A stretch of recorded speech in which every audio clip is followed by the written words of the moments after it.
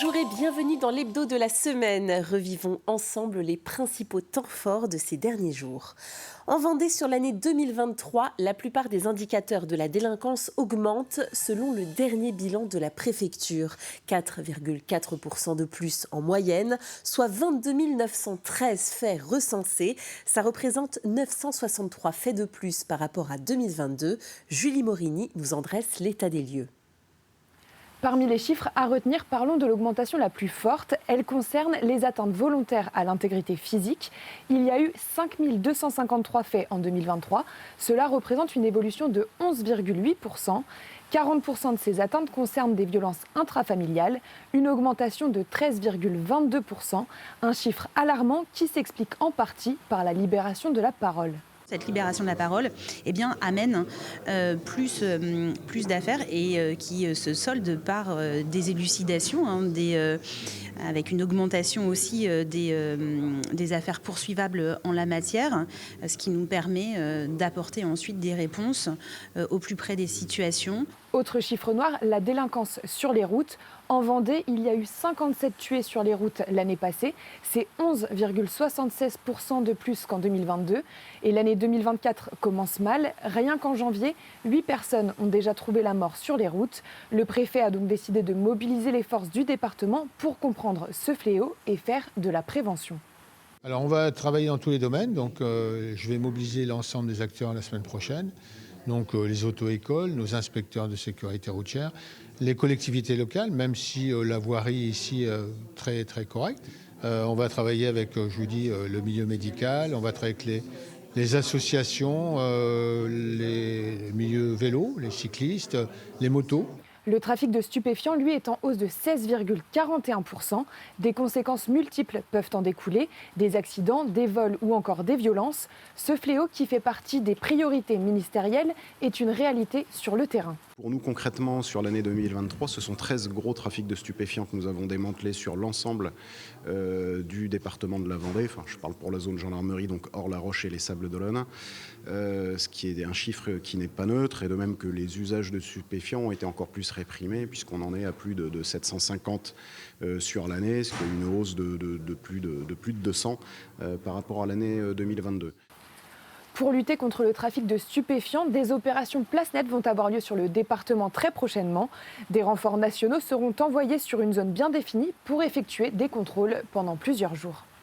Ce mardi, l'arrivée de François Molins a été officialisée à l'ICES. Ce nom vous parle peut-être. Il s'agit du procureur de Paris durant des affaires médiatisées telles que Big Malion et Cahuzac, ainsi que les attentats du 13 novembre 2015. Il interviendra en tant que professeur associé pour un cours droit et attentat. Il donnera des conférences et il assurera enfin le parrainage d'une chaire d'enseignement et de recherche dédiée à l'indépendance stratégique de la France. Moi, ce que j'attends à titre personnel, rien de particulier. Par contre, je compte bien m'enrichir intellectuellement à travers effectivement cette activité d'enseignement et de recherche. Et puis, je pense que c'est l'occasion aussi de servir et de mettre l'expérience que j'ai eue, moi, en matière juridique pendant 46 ans comme magistrat, au service de cette chaire et de ces réflexions. Si je peux autrement servir et être utile, j'en serais très heureux. Mardi 6 février, c'était le dernier jour des soldes. L'année 2023 a été très compliquée pour beaucoup d'enseignes de milieu de gamme qui accusent une baisse moyenne de 5% de leurs ventes par an depuis 10 ans. Dans le centre de La Roche-sur-Yon, la grande majorité des boutiques interrogées ont fait des soldes décevantes. Voyez ce reportage d'Alix Lanos. C'est la fin des soldes et dans cette boutique du centre-ville de La Roche-sur-Yon, le constat est sans appel. Moins 18% de chiffre d'affaires par rapport aux soldes de l'année dernière, déjà décevant. C'est les pires soldes qu'on ait jamais vus, soyons clairs. On est sur un moins 30% de trafic à minima, les jours où ça va plutôt bien. Pour la gérante de ce magasin, la situation est très tendue. Depuis le Covid, elle n'a plus de salariés, mais subit malgré tout de plein fouet la crise qui touche le prêt-à-porter. Et pour elle, même si elle est difficile à mesurer, la concurrence d'Internet n'y est pas pour rien. Et on le voit, nous, en boutique, parce qu'on sert également de point relais pour notre marque. Donc déjà, ça c'est indéniable. Il y a des colis qui arrivent, c'est des colis qui ont été achetés, des produits achetés sur Internet. Des produits que les clientes auraient pu trouver en boutique ou pas ? Oui. Un peu plus loin dans ce magasin de vêtements pour hommes, le constat sur l'affluence est le même, nettement moins de passages en boutique depuis plusieurs mois.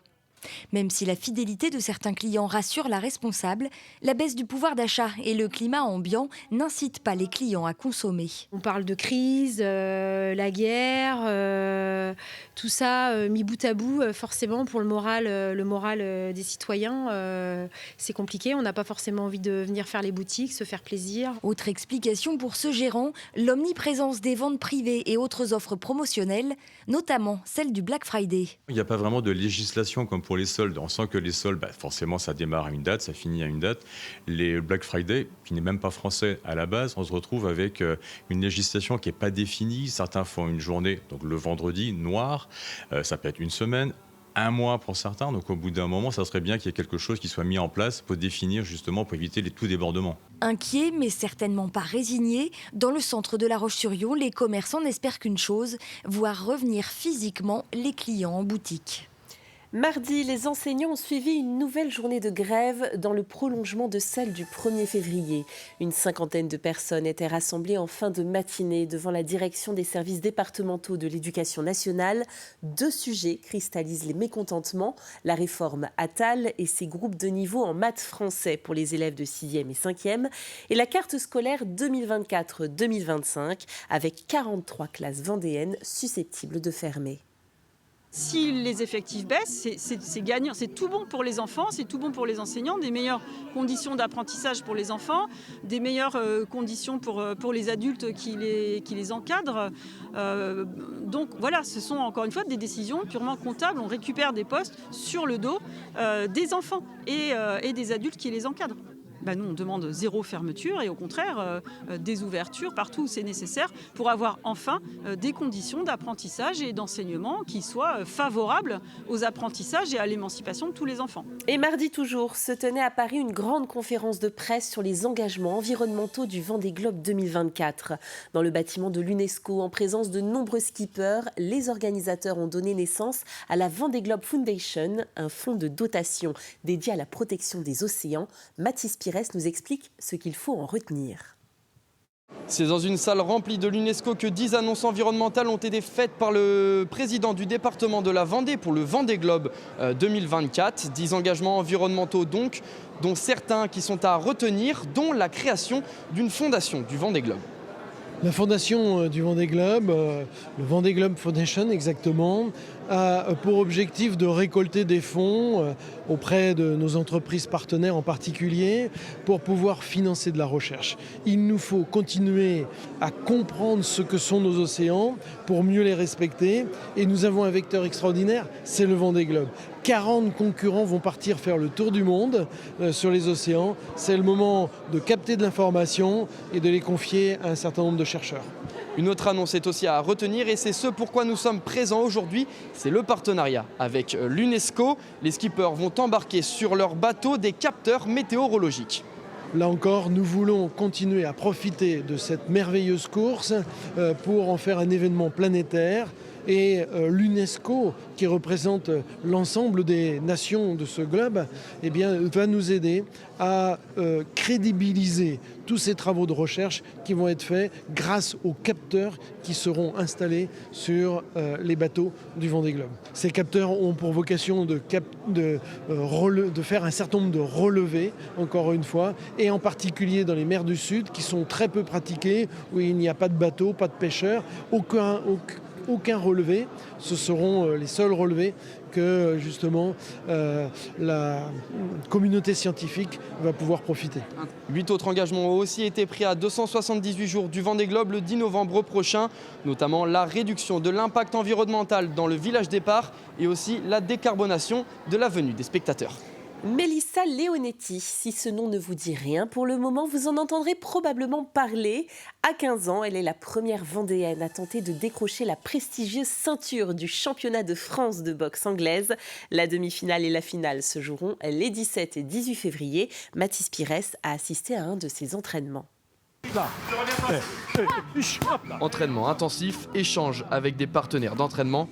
Que ce soit des hommes ou des femmes, Mélissa n'a peur de rien et est bien décidée à décrocher la ceinture de championne de France. 1, 2, hop, là, d'accord, allez.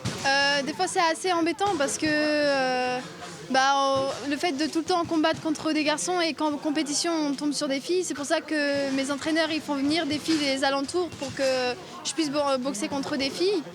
Mais sinon c'est pas vraiment un gros souci, ça me dérange pas plus que ça. Elle s'entraîne sous les yeux de sa famille qui sont à fond derrière elle et la suivent dans tous ses déplacements. Et même à la maison, l'entraînement continue jusque dans l'assiette. On suit le poids, beaucoup de pâtes aussi pour la forme. Et il faut arriver après à trouver le poids d'équilibre en fait. Et selon si elle a grossi ou maigri, on ajuste l'alimentation en fait. À quelques jours des demi-finales qui se joueront le 17 février prochain, il faut éviter à tout prix les blessures, alors pas plus de 45 minutes d'entraînement. Pour les championnats de France, c'est simple.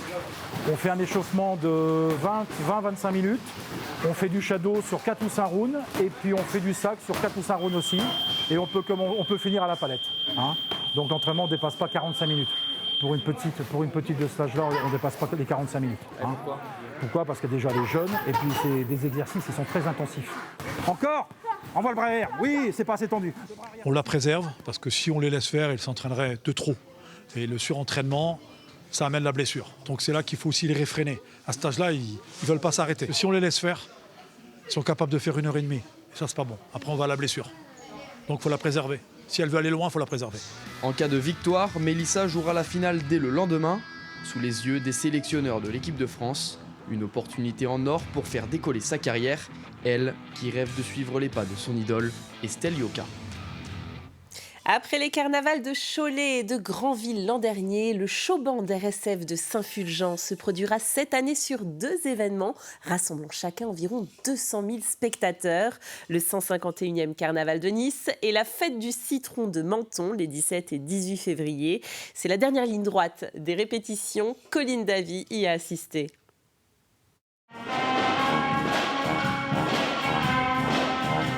Les notes sont justes et la chorégraphie est presque maîtrisée. Dans quelques jours, ces 60 musiciens et danseurs se produiront au carnaval de Nice. Alors, pour être fin prêt, il faut garder le rythme dans tous les sens du terme.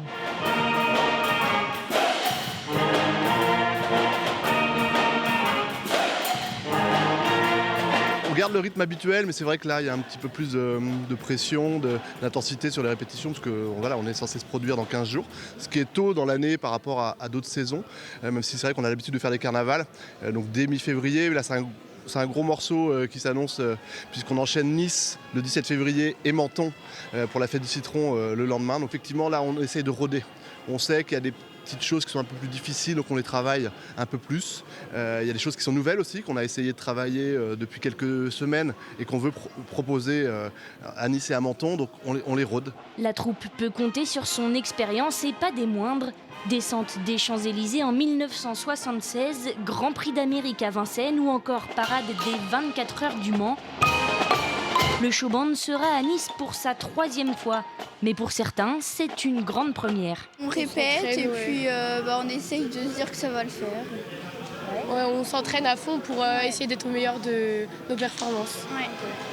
De l'expérience, de la jeunesse et un autre atout de taille, la complémentarité entre une troupe de musiciens et de danseurs où chacun s'adapte à l'autre. Nous, on a la chance d'avoir des musiciens et en fait, ça nous porte. On a des sensations différentes déjà. On entend vraiment tous les instruments. Quand on a une sono, il faut qu'on règle la basse, il faut qu'on règle machin. Là, on les a tous. On les entend tous un par un. Et c'est surtout de l'instant T en fait.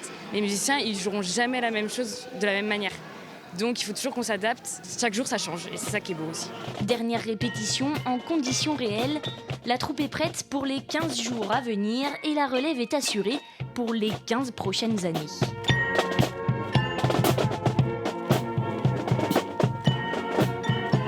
Et ainsi s'achève cet hebdo. Merci de l'avoir suivi avec nous. Le retour de l'actualité, vous le savez, ce sera dans votre matinale lundi de 7h à 9h en compagnie de François Pérez.